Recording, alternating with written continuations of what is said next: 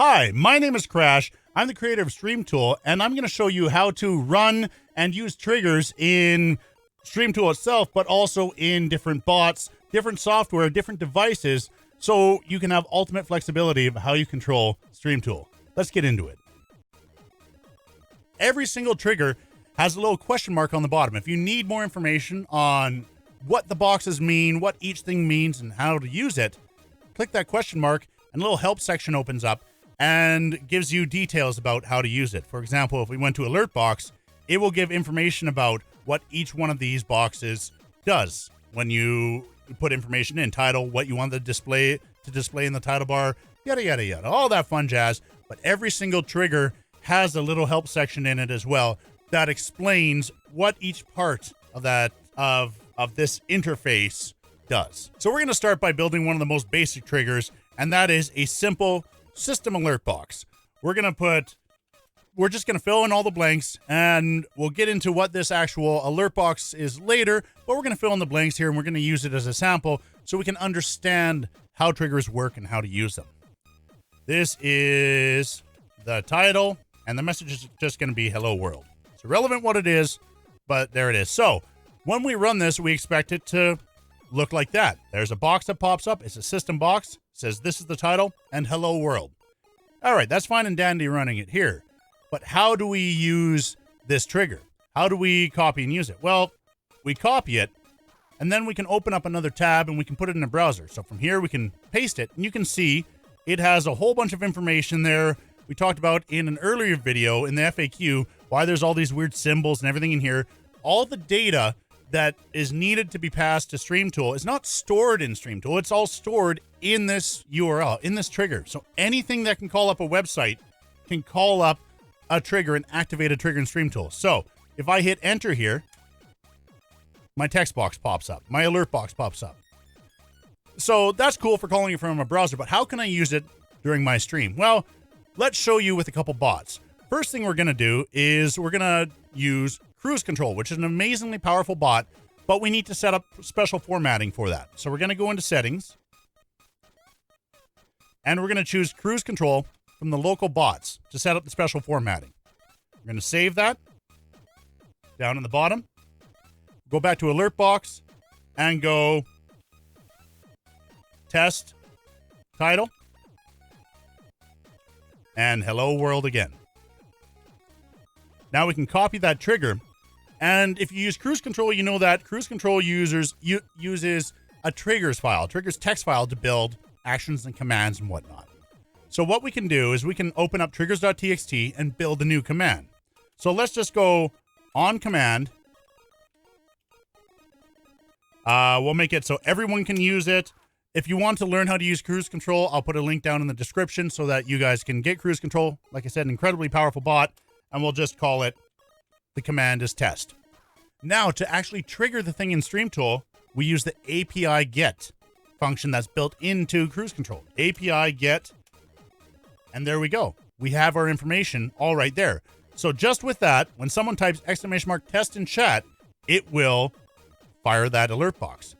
Now, there's other triggers here that send information back. For example, if we wanted to do a counter, and we'll call this test counter with a set value of 32. Okay, so we're going to set the counter value to 32. If we wanted to get the counter value, and we wanted to get the counter value of test, we copy trigger, we put it in here, we can see 32 is up in the corner. We want our bot to be able to get that information. We want to be able to set it up that way as well. So here in cruise control, if we have API get, we put that one right there where it's checking the counter for its current value. Well, now we have the data, but we want to send that into chat. So we'd use cruise control's chat send method, and we would go chat send.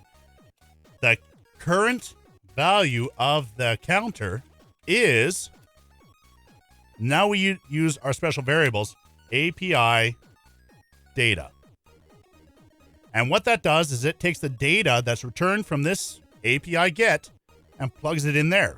So when someone types !test in chat, it's going to do the STRM.TOOL call, and then it's going to get that data and then send a message to chat saying the current value of the counter is API data. So that's how you can use that in cruise control. Now, say you wanted to have an alert box and have it so that the user's name wound up in the title and their message wound up in the bottom. While following cruise control's documentation, you use the squiggly brackets and you can go user wants to say something.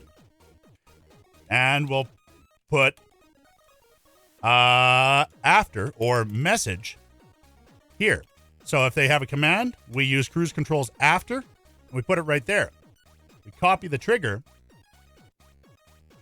and when we switch to cruise control, we'll delete that, and we'll put it right there.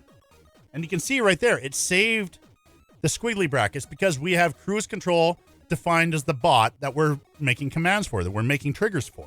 So it saved those squiggly brackets. If we didn't set that cruise control bot in settings, so back here in settings, you can see that cruise control is selected. So it's preserving those squiggly brackets. Otherwise, if we went no special formatting and we tried doing the same thing, alert box, and we tried going user wants to say something, and we put after in there, and we copy the trigger, and we put it into cruise control, you can see it says %7B, %7D around user. So your variable in cruise control is not copy paste. You have to then manually go through and change it like this.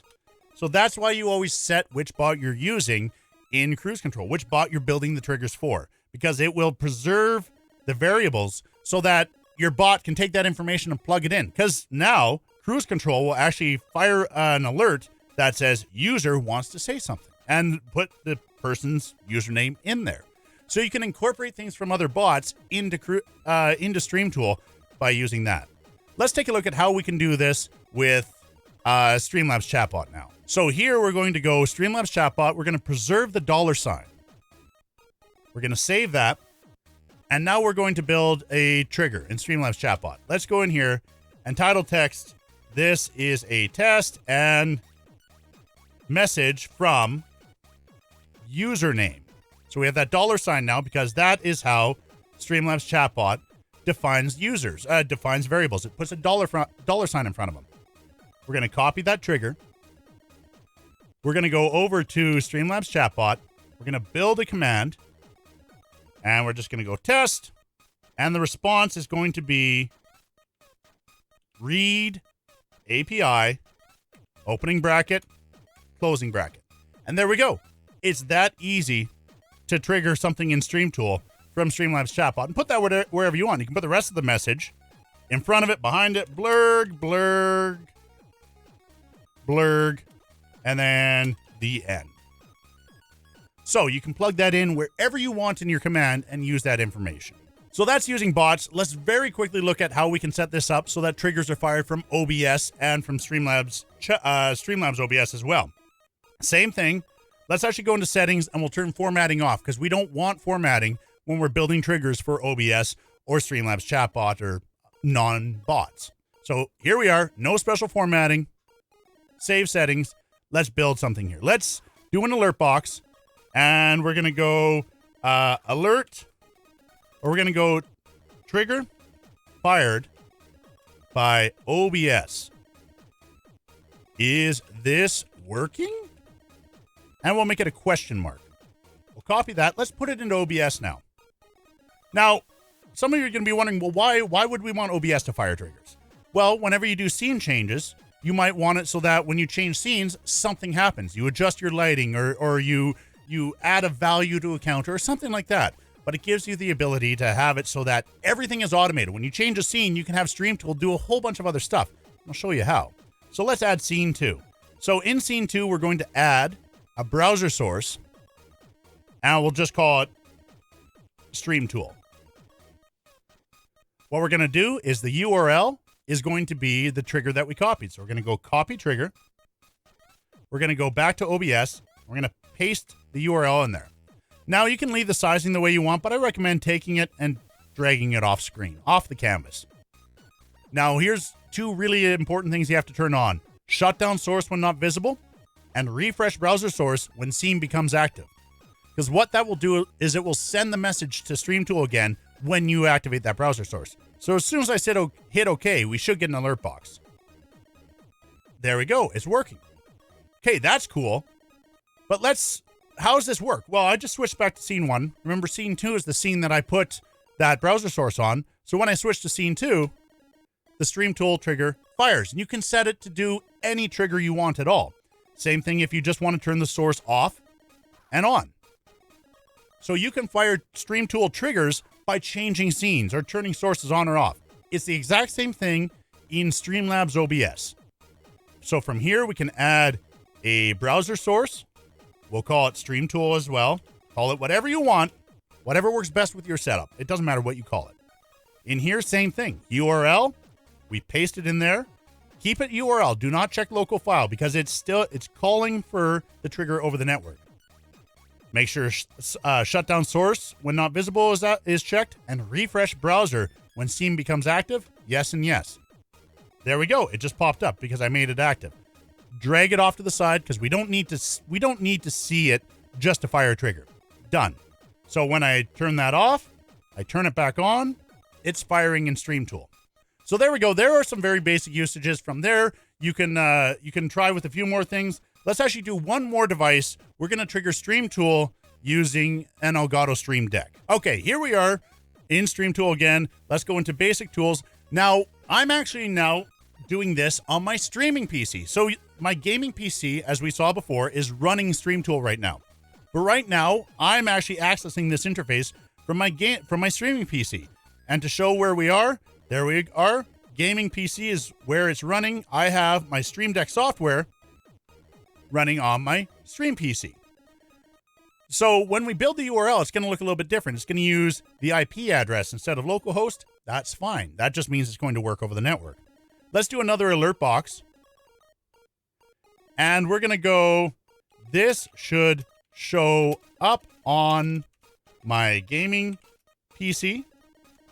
The message will be blurg a whole bunch of times. By the way, you can use special characters as well if you want. Use whatever you want. You can do new lines. But we're going to copy the trigger. And we're going to make it now so that when we press a button on the Stream Deck, let's go here, it will fire that trigger. So let's go over to website. We want to use the website button in Stream Deck. Drag that in. Title, whatever you want to call it. We'll call it STRM.TOOL. Put the URL in. And then we want to turn on get request in background. So what that means is if we don't check this, it's going to open a browser page. And we don't want that. We just want to do it in the background. So we're going to do the request in the background. So it's gonna fire that trigger without having anything pop up on screen. So let's do this. And the next little bit here, I'm gonna grab my phone and I'm gonna show pressing the button on the Stream Deck and it popping up on the gaming PC.